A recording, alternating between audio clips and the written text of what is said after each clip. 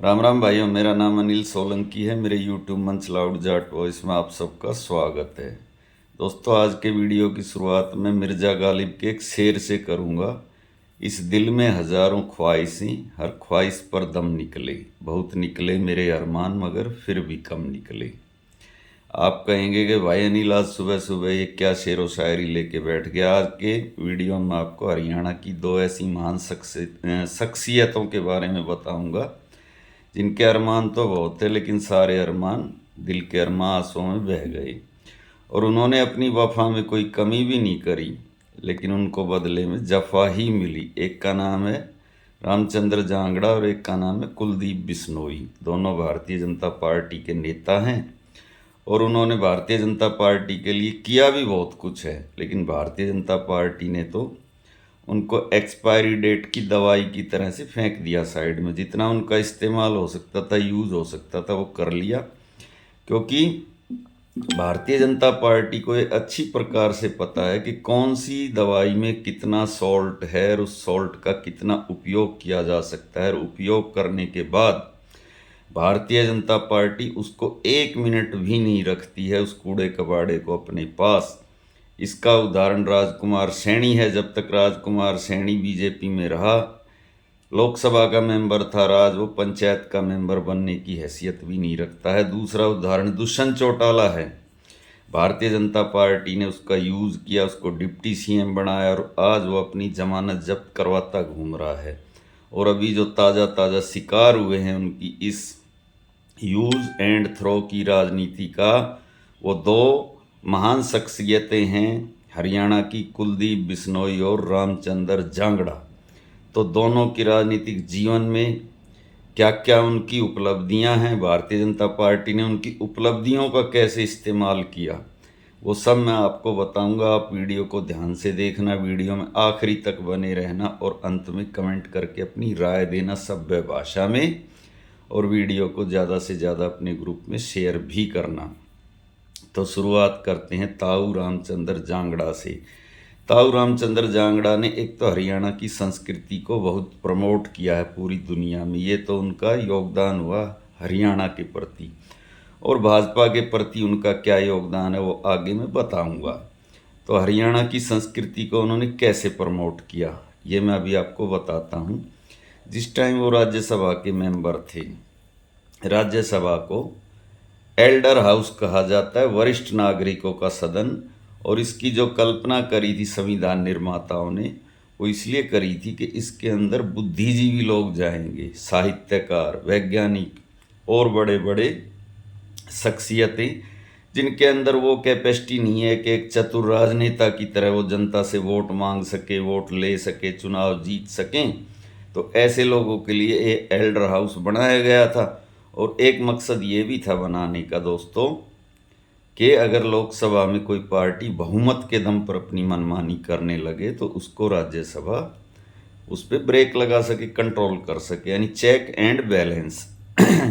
तो उस राज्यसभा में भारतीय जनता पार्टी ने ताऊ रामचंद्र जांगड़ा को साधा भेजा। उसका कारण था कि वो ओबीसी, जो हरियाणा के अंदर ओबीसी समाज है, बल्कि ओबीसी में भी एक ओबीसी समाज है जिसको एक्सट्रीम बैकवर्ड क्लास कहते हैं, BCA, उसमें एक मैसेज देना था कि हम लोग आपके हितों के रखवाले हैं।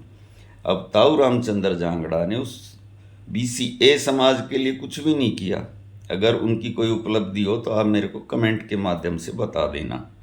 अभी जो HSSC की भर्ती में ओबीसी समाज के साथ जो खिलवाड़ हो रहा है, उनकी जो वैकेंसी है उसको नॉट फाउंड सूटेबल कह के जनरल कास्ट के कोटे से भरा जा रहा है। उस पर आज तक ताऊ रामचंद्र जांगड़ा ने एक शब्द भी नहीं बोला है। उन्होंने क्या बोला, उन्होंने राज्यसभा के अंदर ये बोला कि एक बार एक हरियाणा के ताऊ को हॉस्पिटल में एडमिट होना पड़ गया और नर्स ने आकर उनका हाथ देखा और ये कहा कि ताऊ अब कैसी तबीयत है। तो उस ताऊ ने नर्स को कहा कि बस तू मेरा हाथ मत छोड़ना, मेरी तबीयत हमेशा ठीक रहेगी। ये उनका राज्यसभा में दिया हुआ वक्तव्य है, यानी हरियाणा के ताऊओं के बारे में उसकी ये राय है, जबकि वो खुद एक बुजुर्ग आदमी है। दूसरा उनका जो महान वक्तव्य है वो उन्होंने तब दिया था जब पहलगाम के अंदर हमारे देश की 18 या 20 बेटियां विधवा हो गई थी। उनके दुख का तो खैर कोई अंदाज़ा लगा ही नहीं सकता। तब उन्होंने ये बयान दिया था कि उन बेटियों के अंदर वीरता की कमी थी, अगर वो उन आतंकवादियों से भिड़ जाती तो उनके सुहाग की रक्षा हो जाती। उनको उस टाइम दुर्गा बन जाना चाहिए था, लेकिन वो डरपोक औरतें थी। तो ये उनका दूसरा वक्तव्य है। तीसरा वक्तव्य जो उन्होंने दिया वो ये दिया कि किसान आंदोलन के दौरान, जो किसान आंदोलन जहाँ जहाँ भी जिस जिस बॉर्डर पे था, टीकरी बॉर्डर या सिंघू बॉर्डर, उन दोनों बॉर्डरों के आसपास के गांव से तकरीबन 700-800 लड़कियां मिस हो गई हरियाणा की। यानी किसानों ने उनका अपहरण कर लिया, उनको किडनैप कर लिया, और एक भी नाम वो बता नहीं पाए, ना कोई एफआईआर दर्ज हुई, ना कोई ऐसा आदमी सामने आया जिसकी लड़की गायब हुई हो। ये उनका तीसरा महान वक्तव्य था। इसके अलावा तो वो और भी वक्तव्य अक्सर देते रहते थे, जैसे कि जिस ताऊ देवीलाल ने उनको राजनीति में इंट्रोड्यूस किया, उनका डेब्यू करवाया, उनको टिकट दिया 1987 में, उन्हीं ताऊ देवीलाल को जातिवादी बताने लगे। उस ताऊ देवीलाल के बारे में अक्सर वो ये बात कहते थे कि हरियाणा की राजनीति में ताऊ देवीलाल ने जातिवाद की शुरुआत करी। तो ये उनके कुछ स्टेटमेंट हैं जिसकी वजह से वो अक्सर चर्चाओं में रहते थे। सफ़ीदों से उनको टिकट दिया था 1987 में ताऊ देवीलाल ने, और वो चुनाव वो हार गए थे। उसके बाद वो कोई भी चुनाव नहीं जीते। खैर, तो ये सब वो क्यों बोलते थे? अक्सर उनके जो बयान होते थे वो राजनीति में गर्मी ला देते थे, और उनके ज़्यादातर बयान जाट नॉन जाट वाली पॉलिटिक्स को बढ़ाने वाले होते थे, बिल्कुल राजकुमार सैनी वाली तर्ज पर। उसका कारण मैंने अपने कई वीडियो में बताया था कि वो राज्यसभा का दूसरा कार्यकाल चाहते थे, जो अभी अभी ख़त्म हुआ है, और 2 सीटें खाली हुई हैं। दोनों सीटें भारतीय जनता पार्टी के पास थी। एक पर मैडम किरण चौधरी सांसद थी, एक पर ताऊ रामचंद्र जांगड़ा सांसद थे।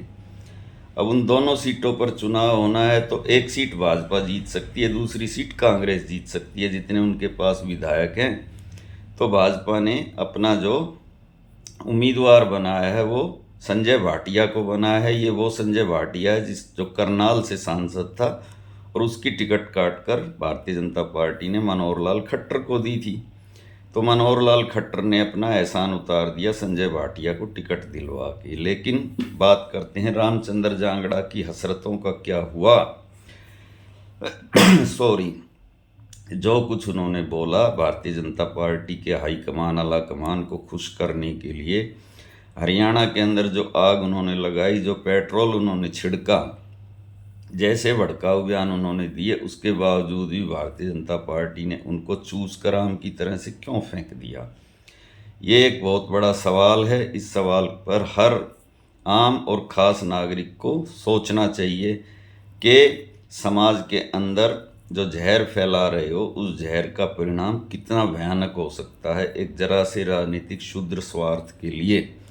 अब ताऊ रामचंद्र जांगड़ा पैदल हो गए हैं। अब देते रहो बयान, अब आपके बयान की कोई रेलिवेंस नहीं है। आपके बयान की रेलिवेंस इसलिए थी कि आप राज्यसभा के सदस्य थे।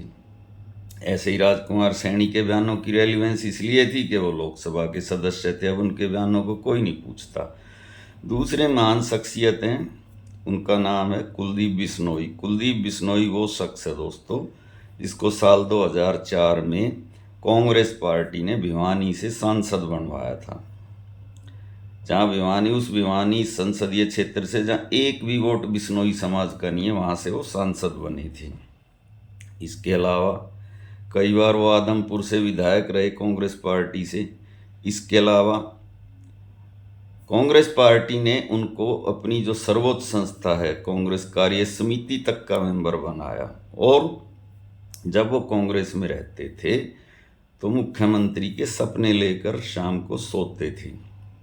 लेकिन उनको कांग्रेस इसलिए रास नहीं आई कि कांग्रेस ने उनकी हसरतों को पूरा नहीं किया, उनको मुख्यमंत्री पद का उम्मीदवार नहीं बनाया। इसलिए उन्होंने साल 2022 के राज्यसभा चुनाव के अंदर क्रॉस वोटिंग करके कार्तिकेय शर्मा जो भारतीय जनता पार्टी द्वारा खड़ा किया गया एक निर्दलीय उम्मीदवार था, विनोद शर्मा का बेटा, मनु शर्मा का भाई। उस मनु शर्मा का भाई जिसने दिल्ली के अंदर जैसिका लाल नाम की एक लड़की के सिर में गोली मारी थी, उसके भाई को वोट देकर और कांग्रेस के ऑफिशियल उम्मीदवार अजय माकन को चुनाव हरवाया और ये बात गर्व के साथ कही कि हाँ, मैंने क्रॉस वोटिंग करी है और भाजपा में शामिल हो गए। उसके बाद साथियों, अभी पीछे 2 या 3 साल पहले एक राज्यसभा की सीट खाली हुई थी, तो उनको ये उम्मीद थी कि मेरा नंबर आएगा, लेकिन पार्टी ने उनकी जगह मैडम किरण चौधरी को राज्यसभा भेज दिया। फिर एक सीट खाली हुई, फिर उनको लगा मेरा नंबर आएगा, लेकिन किसी रेखा शर्मा को भाजपा ने भेज दिया। उनको फिर भी उम्मीद थी कि अब मेरा नंबर आएगा, लेकिन अब संजय भाटिया को भेज दिया। भारतीय जनता पार्टी ने उनकी वफाओं का सिला उनको दे दिया। जो कुछ उन्होंने कांग्रेस के साथ गद्दारी करी और जो उनकी राजनीति थी, उनके पिताजी जो राजनीति के पीएचडी कहे जाते थे, चौधरी भजन लाल, उनकी कुल जमा पूंजी थी नॉन जाट पॉलिटिक्स। वो नॉन जाट पॉलिटिक्स आज भाजपा ने कैप्चर कर ली। भाजपा के लिए अब कुलदीप बिश्नोई एक्सपायरी डेट की दवाई हो चुके हैं। उनका जितना साल्ट था उस साल्ट को उन्होंने चूस के उनको फेंक दिया है और ये वही कुलदीप बिश्नोई हैं जिन्होंने 2014 के लोकसभा चुनाव में भारतीय जनता पार्टी से गठबंधन किया था। 2 लोकसभा सीटें लड़े थे, दोनों हार गए थे, अपनी सीट भी नहीं बचा पाए थे और फिर भारतीय जनता पार्टी ने विधानसभा चुनाव में उनको लात मार दी थी। और उनका ऑन रिकॉर्ड ये स्टेटमेंट है पब्लिक गैदरिंग के बीच में कि दोस्तों, भारतीय जनता पार्टी 2 मुंह का सांप है, इस पर कभी भरोसा मत करना क्योंकि मैं भुगत भोगी हूँ। उसके बावजूद भी उन्होंने कांग्रेस से धोखा देकर उसी भारतीय जनता पार्टी में जाना उचित समझा। लोकसभा का टिकट भी काट दिया उनका, राज्यसभा का टिकट भी नहीं दिया, विधानसभा में उनके बेटे को भी चुनाव हरवा दिया। और मज़े की बात देखो, आज कुछ भी नहीं है उनके पास, ना बाप के पास कुछ है, ना बेटे के पास कुछ है, और फिर भी वो हुड्डा का मजाक उड़ाते हैं कि हुड्डा बाप बेटे को बेरोजगार कर दिया नायब सिंह सैनी ने। अरे भाई, बेरोजगार तो तुम हो गए, हुड्डा तो लीडर ऑफ अपोजिशन है, उसका बेटा तो सांसद है। तो दोस्तों, कुल मिलाकर लबोलुआब ये है इस सारी बात का कि भारतीय जनता पार्टी के टच में जो भी आया, हरियाणा के तीनों लालों के लाल आज बर्बाद हैं, बेकार हैं। जिन तीनों लालों की फूक में घास जड़ती थी, समय का चक्कर देखो, इस भारतीय जनता पार्टी ने उन तीनों लालों के साथ गठबंधन किया। ताऊ देवीलाल के साथ तो कम से कम इन्होंने 7-8 बार गठबंधन करके चुनाव लड़ा और देवीलाल परिवार की जब 3 बार सरकार बनी, 1977, 1987 और साल 2000 में, तीनों बार भाजपा के साथ मिलकर चुनाव लड़ा। बंसीलाल के साथ 1996 में हरियाणा विकास पार्टी जब बनाई थी तब मिलकर चुनाव लड़ा, और भजनलाल ने जब हरियाणा जनहित कांग्रेस बनाई तो 2014 के अंदर भजनलाल की पार्टी से मिलकर चुनाव लड़ा। उन तीनों लालों के लालों की क्या दुर्गति करी है। दुष्यंत चौटाला से पहले लोकदल तुड़वाया, फिर उसको डिप्टी सीएम बनाया, और जब उस दवाई का साल्ट ख़त्म हो गया तो उसको चूस के फेंक दिया। आज वो जीरो का भी जीरो है। ऐसे ही कुलदीप बिश्नोई से पहले गठबंधन किया, फिर पार्टी ज्वाइन करवाई, आज उसको भी चूस के फेंक दिया। आज वो भी बेरोजगार, उसका बेटा भी बेरोजगार। और तीसरी जो चौधरी बंसीलाल, जिसको हरियाणा का आर्किटेक्ट कहा जाता है, उसकी पुत्रवधू किरण चौधरी, उसको पहले राज्यसभा भेजा, अब टिकट काट दिया। बेटी उसकी जरूर मंत्री है, पर आगे उसका भी भविष्य ये लोग छोड़ेंगे नहीं, ख़त्म कर देंगे। और उसके बाद में ये जो हरियाणा के 2 ओबीसी नेता हैं, राजकुमार सैनी और रामचंद्र जांगड़ा, इनको इनकी औकात दिखाई दी है। अब 1-2 और जो जहरीले लोग भाजपा में बचे हैं, उनका भी नंबर जल्द ही आएगा। तो दोस्तों, वीडियो कैसा लगा कमेंट करके बताएं। वीडियो को ज़्यादा से ज़्यादा अपने ग्रुप में शेयर करें, लाइक करें, कमेंट करें। जो भाई अभी अभी चैनल से जुड़े हैं वो चैनल को सब्सक्राइब करें, ज्वाइन करें। मिलते हैं अगले वीडियो में। आपका दिन शुभ हो। धन्यवाद भाइयों।